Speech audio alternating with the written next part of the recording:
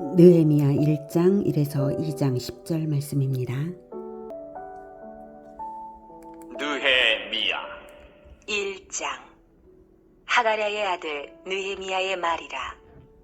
아닥사스다 왕 제20년 기슬루월에 내가 수산궁에 있는데 내 형제들 가운데 하나인 하나니가 두어 사람과 함께 유다에서 내게 이를 얻기로 내가 그 사로잡힘을 면하고 남아있는 유다와 예루살렘 사람들의 형편을 물은즉 그들이 내게 이르되 사로잡힘을 면하고 남아있는 자들이 그 지방 거기에서 큰 환난을 당하고 능욕을 받으며 예루살렘 성은 허물어지고 성문들은 불탔다 하는지라.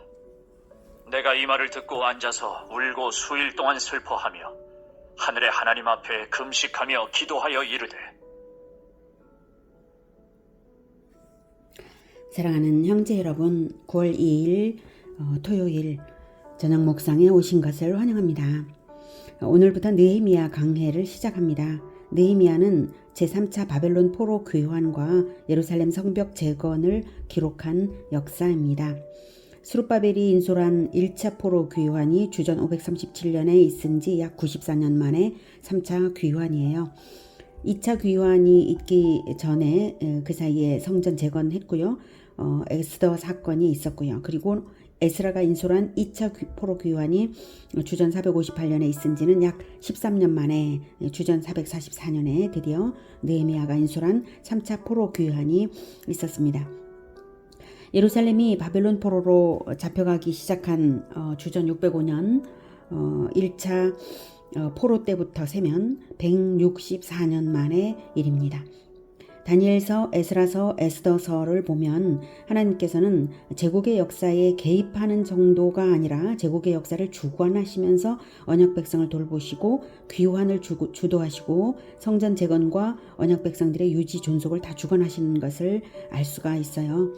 그래서 사실 제국 그 자체가 세계 역사의 중심이 아니라 하나님께서는 이 연약하되 연약한 언약 백성들을 중심으로 그들을 연단하고 그들이 예루살렘 성전을 다시 재건하고 예루살렘 공동체를 재건하는 이 모든 과정을 연단하고 세우시는 과정을 위하여서 거대 제국을 사용하고 계신 것입니다. 본서 느헤미야에서도 제국의 후광을 입도록 하나님께서 주관하시고 귀환과 예루살렘 성벽 건축을 성공하게 하십니다. 그리고 예루살렘 멸망의 때로부터 거의 4대 정도가 지나는 시점인데도 불구하고 이스라엘 백성들의 신앙이 과거 그 어느 때보다도 오히려 더 개혁되고 좋아지는 것을 볼 수가 있는데요. 하나님께서 연단의 때로 포로 기간을 설정하셨고 그 효과가 나타난 것으로 봅니다. 즉 이스라엘의 남은 자들은 포로민으로 태어나고 자랐음에도 불구하고 자기 출생과 자기 인생을 원망한 것이 아니라 언약 백성으로서 하나님을 경외하며 선조들의 죄와 자기들의 죄를 회개할 줄 알았던 것입니다. 참되게 언약을 물려주는 그 가문들이 남아있었던 것이죠. 실로 선조들의 죄까지도 회개할 줄 알아야 선조의 죄를 물려받지도 본받지도 않고 저주를 끊어서 축복으로 이동할 수 있는 것입니다. 바로 그렇게 회개하는 선조들의 그 언약 교육 그것이 이어져 온 그 사람들이에요. 진정한 남은 자들입니다. 자, 느헤미야도 회개 기도부터 시작을 하는데요. 자, 1절 하가랴의 아들 느헤미야의 말이라. 아닥사스다 왕 제20년 기슬루월에 내가 수산궁에 있는데, 느헤미야는 술관원 즉 아닥사스다 1세의 측근인 고위 관원이었으므로 수산궁에 살았습니다. 2절 내 형제들 가운데 하나인 하나니가 두어 사람과 함께 유다에서 내게 이를 얻기로 내가 그 사로잡힘을 면하고 남아있는 유다와 예루살렘 사람들의 형편을 물은즉. 하나니는 느헤미야의 친동생이고요. 에스라 인솔하에 2차 귀환할 때 함께 갔던 것 같아요. 느헤미야는 바사의 고위직에 있으므로 함부로 움직일 수가 없었겠고요. 하나니는 예루살렘의 형편이 어려워지자 자기 형인 느헤미야에게 그 형편을 전한 것입니다. 여기서 사로잡힘을 면하고 남아있는 유다와 예루살렘 사람들이라는 표현은 포로 귀환자들을 말합니다. 원래부터 거기 예루살렘에 계속 살았던 사람들을 말하는 게 아니에요. 여기서는 이제 포로에서 이제 되돌아간 사람들 말이에요. 자, 느헤미야는 고국에 대한 관심이 이제 매우 깊었습니다. 그래서 3절 그들이 내게 이르되 사로잡힘을 면하고 남아있는 자들이 그 지방 거기에서 큰 환난을 당하고 능욕을 받으며 예루살렘 성은 허물어지고 성문들은 불탔다 하는지라. 네. 예루살렘 성은 허물어지고 성문들은 불탔다는 이 소식은 최근의 소식입니다. 150여 년 전에 예루살렘 멸망 당시의 일 때문에 이제야 갑자기 심각해질 이유는 없죠. 그 150년 전의 일을 말하는 게 아니라 최근의 소식을 말하는 거예요. 다만 150년 전에 무너진 그 성벽을 재건했어야 하는데 재건은커녕 그나마 재건하려던 것들도 오히려 주변의 이방 족속들의 공격을 받아서 더욱 허물어지고 불탄 사건이 있었던 것이죠. 아마도 이때는 에스라는 없었던 것 같아요. 이유를 알 수는 없지만요. 자, 4절 내가 이 말을 듣고 앉아서 울고 수일 동안 슬퍼하며 하늘의 하나님 앞에 금식하며 기도하여. 네. 나라를 잃은 이스라엘이 고국에 돌아와 성전을 재건하고 정착은 하였으나 다시 이 민족의 박해를 받음으로써 신앙 공동체가 와해될 위험이 있었던 것입니다. 에스라의 신앙개혁이 무색하게도 말입니다. 에스라의 신앙개혁은 내적인 개혁이었고 이번에는 외적인 위험이 제거되어야 했는데요. 그 외적인 위험에서 벗어나기 위해서는 허물어진 성벽을 재건해야 했어요. 느헤미야가 이렇게 회개 기도부터 시작하는 것은 최근의 성벽 회파 사건도 분명히 1차적인 원인은 자기 민족의 죄악 때문일 것이고 그것은 회개함으로써만 개선의 출발점이 되기 때문입니다. 우리는 예배를 드리거나 무슨 일을 도모할 때에 우리 자신에게 자격이 없고 오직 회개함으로써 자기를 정결케 함으로써만 무엇이든지 시작할 수 있는 것입니다. 그래서 느헤미야는 그래서 앉아서 울고 수일 동안 슬퍼하며 하늘의 하나님 앞에 금식하며 기도하여서 정말 민족 사랑의 진심인 느헤미야죠. 그리고 하나님의 긍휼하심에 호소하기 위해서 슬퍼하며 금식했습니다. 5절부터 계속 듣겠습니다. 하늘의 하나님 여호와 크고 두려우신 하나님이여 주를 사랑하고 주의 계명을 지키는 자에게 언약을 지키시며 긍휼을 베푸시는 주여 간구하나이다. 이제 종이 주의 종들인 이스라엘 자손을 위하여 주야로 기도하오며 우리 이스라엘 자손이 주께 범죄한 죄들을 자복하오니 주는 귀를 기울이시며 눈을 여시사 종의 기도를 들으시옵소서. 나와 내 아버지의 집이 범죄하여 주를 향하여 크게 악을 행하여 주께서 주의 종 모세에게 명령하신 계명과 율례와 규례를 지키지 아니하였나이다. 네, 느헤미야는 자기의 기도를 하나님이 수용하실 수 있는 근거를 언약에서 찾았습니다. 주의 계명을 지키는 자에게, 주의 계명을 지키는 자에게,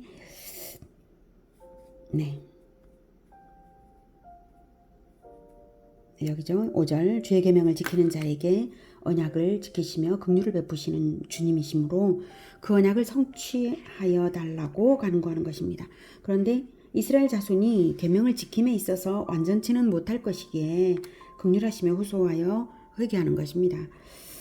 이제 6절 이제 종이 주의 종들인 이스라엘 자손을 위하여 주야로 기도하오며 우리 이스라엘 자손이 주께 범죄한 자들을 자복하오니 죄들을 자복하오니 주는 귀를 기울이시며 눈을 여시사 종의 기도를 들으시옵소서.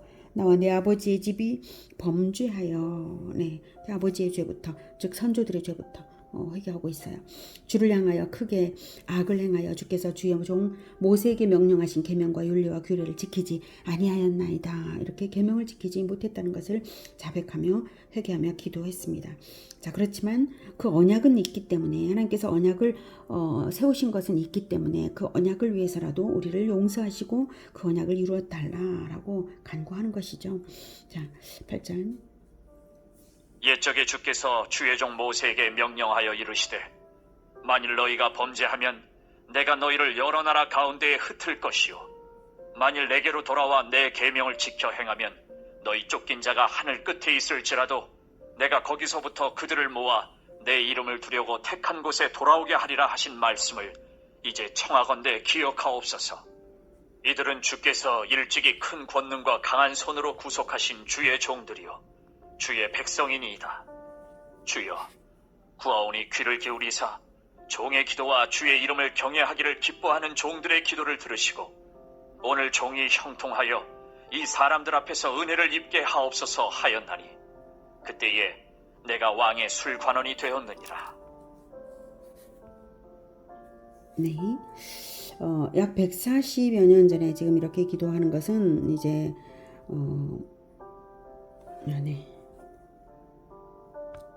네. 예레미야를 통해서 지금 기억하옵소서라고 하면서 이제 말씀을 드리죠. 이제 예레미야를 통해서 주신 하나님의 언약대로 지금 실행해 주실 것을 이제 간구하고 있는 것입니다. 예레미야 29장 10에서 14절을 보면 여호와께서 이와 같이 말씀하시니라. 바벨론에서 70년이 차면 내가 너희를 돌보고 나의 선한 말을 너희에게 성취하여 너희를 이곳으로 돌아오게 하리라. 이런 말씀을 하셨잖아요. 자, 예레미야를 통한 이 언약은 1차 귀환으로 완성된 것이 아닙니다. 성전 재건은 했지만 2차 귀환 후에 이방 결혼으로 혼탁해진 문제를 개혁해야 했고요. 이제 이방인들의 침탈을 받는 문제로 인해서 성벽 재건도 해야 합니다. 아직도 귀환은 진행 중인 것입니다. 예루살렘이 온전히 회복된 것이 아니죠. 아직은. 그러므로 온전히 예루살렘이 귀환했다고 말할 수 없으므로 이제 언약대로 완전히 이루어달라라고 기도를 하고 있는 것입니다. 11절에 주여 구하오니 귀를 기울이사 종의 기도와 주의 이름을 경외하기를 기뻐하는 종들의 기도를 들으시고, 그래서 종들의 기도라고 말하는 것을 보면 느헤미야 개인의 단독 기도가 아니라 느헤미야 공동체가 있어서 함께 기도하고 있는 것임을 알 수가 있습니다. 그래서 오늘 종이 형통하여 이 사람 앞에서, 이 사람은 왕입니다. 왕 앞에서 은혜를 입게 하옵소서 하였나니 그때 내가 왕의 술관원이 되었느니라. 아닥사스다 1세 왕에게 은혜를 입도록 하나님께서 섭리해 달라는 것입니다. 왕의 술관원이므로 왕의 권세를 입을 수도 있는데요. 그것을 하나님께 부탁드리는 것입니다. 느헤미야가 총독으로 부임하여서 비로소 효과성 있는 귀환과 성벽 재건이 이루어질 것을 기대하는 것이죠. 자, 아마도 이때는 에스라는 예루살렘에 없었던 것 같습니다. 2장. 아닥사스다 왕 제20년 니산월에 왕 앞에 포도주가 있기로 내가 그 포도주를 왕에게 드렸는데 이전에는 내가 왕 앞에서 수심이 없었더니 왕이 내게 이르시되 네가 병이 없거늘 어찌하여 얼굴에 수심이 있느냐? 이는 필연 네 마음에 근심이 있음이로다 하더라. 그때 내가 크게 두려워하여 왕께 대답하되 왕은 만세수를 하옵소서. 내 조상들의 묘실이 있는 성읍이 이제까지 황폐하고 성문이 불탔사오니 내가 어찌 얼굴에 수심이 없사오리까 하니 왕이 내게 이르시되 그러면 네가 무엇을 원하느냐? 하시기로 내가 곧 하늘의 하나님께 묵도하고 왕에게 아뢰되 왕이 만일 좋게 여기시고 종이 왕의 목전에서 은혜를 얻었사오면 나를 유다 땅 나의 조상들의 묘실이 있는 성읍에 보내어 그 성을 건축하게 하옵소서 하였는데 그때 왕후도 왕 곁에 앉아 있었더라. 왕이 내게 이르시되 네가 몇 날에 다녀올 길이며 어느 때에 돌아오겠느냐? 하고 왕이 나를 보내기를 좋게 여기시기로 내가 기한을 정하고 네, 아닥사스다 왕 제20년 니산월은 1장에서 예루살렘을 위하여 기도하기 시작한 지 4개월째입니다. 아마도 겨울 동안 왕이 수산궁에 있지 않고 다른 궁에 가 있을 수도 있어요. 측근 신하 느헤미야의 얼굴에서 수심을 갑자기 발견하였던 것을 보면 오랜만에 보는 터라 그런 것이 발견되었겠죠. 느헤미야가 예루살렘을 염려한 것은 이미 4개월 동안이나 되었으니 이날에야 갑자기 수심이 나타난 것은 아닐 거예요. 아무튼 아닥사스다 1세가 느헤미야의 낯빛을 살펴 근심을 발견하게 하신 것은 하나님의 섭리입니다. 그래서 느헤미야가 크게 두려워한 것은 신하로서 왕 앞에 기쁜 인상으로 섬겨드려야 마땅한 것인데 게다가 술관원이잖아요. 술관원이 왜 수심을 얼굴에 있게 했어야 안 되죠. 자, 그래서 안 좋은 인상을 보여드렸다는 것은 왕의 노여움을 살 수 있는 일이었기 때문에 두려워한 것이고요. 그래서 솔직하게 말씀드리게 된 거예요. 자, 그래서 크게 두려워요. 그래서 3절 왕께 대답하되 왕은 만세수를 하옵소서. 내 조상들의 묘실이 있는 성읍이 이제까지 황폐하고 성문이 불탔사오니 내가 어찌 얼굴에 수심이 없사오리까. 네, 왕의 자, 내 조상들의 묘실이 있는 성읍이 이제 황폐하다는 말은 왕이 공감될 수 있어요. 왕족은 조상의 묘시를 극히 중요하게 여김으로 왕이 공감할만 했죠. 자, 그렇게 해서 왕의 은총을 얻는 그런 대답을 듣게 이제 되었는데요. 마침 아닥사스다 1세는 약 3년 전에 이때로부터 3년 전에 아바르나하르의 총독 메가비주스라는 사람의 반역을 겪은 일이 있는데요. 그 반역에 협력한 인물이 에스라 사장에 나오는 사마리아의 총독 르훔과 서기관 심세입니다. 그들은 유대인들을 고발하고 박해한 인물들이었는데 반역에 이제 가담을 한 것이죠. 그래서 왕은 그들을 반역자들을 평정한 이후에 그들이 박해하던 유대인들에게는 유화적인 태도를 가지게 되었습니다. 이전에 에스라에게도 은총을 베풀었던 적은 있어요. 그런데 이런 일을 겪으니까 더욱 그러한 것이죠. 그래서 마침 그런 때라 느헤미야가 솔직하게 털어놓은 민족의 상황에 공감을 해준 것이고 소원을 물었어요. 하나님의 섭리죠. 그러니 이제 느헤미야의 대답이 중요합니다. 느헤미야는 그동안 기도해오던 것이 바로 지금 이 순간에 이루어질 수 있겠구나 하고 하나님을 의지했습니다. 내가 또 왕에게 아뢰되 왕이 만일 좋게 여기시거든 강 서쪽 총독들에게 내리시는 조서를 내게 주사 그들이 나를 용납하여 유다에 들어가기까지 통과하게 하시고 또 왕의 삼림 감독 아삽에게 조서를 내리사. 네, 그 뒷부분이 나오고 있네요. 좀 더 강해를 중간 거를 하고, 네, 그래서 묵도하고 왕에게 이제 요청했는데 5절에서 보면 나를 유다 땅 나의 묘실 조상들의 묘실이 있는 성읍에 보내어 건축하게 하옵소서 이렇게 해서 유다 총독으로 보내달라는 것과 또한 성벽 건축도 허락해달라 이렇게 했습니다. 그래서 마침 그때 왕후도 곁에 있었다라고 하는 것은 이제 사적인 만찬이었고 왕의 결정에 왕후의 영향이 어느 정도 있었던 것 같아요.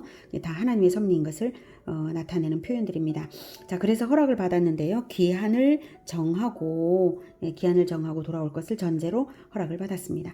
자, 그런데 에스라서에서도 에스라가 귀환할 때에 왕의 은총을 입어서 재물의 공급을 받았던 것처럼 이번에도 느헤미야가 성벽 건축을 하려면 물질을 공급받아야 하고 다른 속국들의 방해를 차단해야 해서 요청을 합니다. 7절부터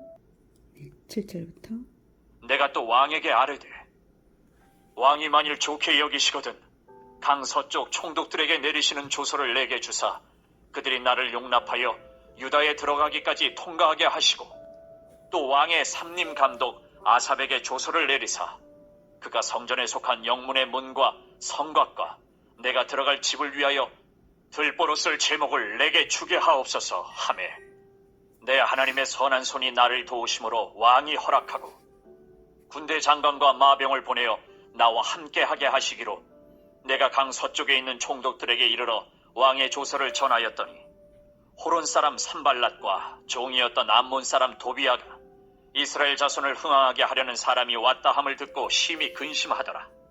네, 7절에 강 서쪽 총독들에게 내리는 조서를 달라고 합니다. 강 서쪽은 요브라데 강 서쪽, 즉 팔레스틴 근처 총독들이니까 그들은 느헤미야가 유대를 부흥하게 하려고 거기로 가는 것을 적대시할 염려가 있어요. 그래서 그 땅을 통과하는 데에 방해받지 않도록 왕의 조서가 필요합니다.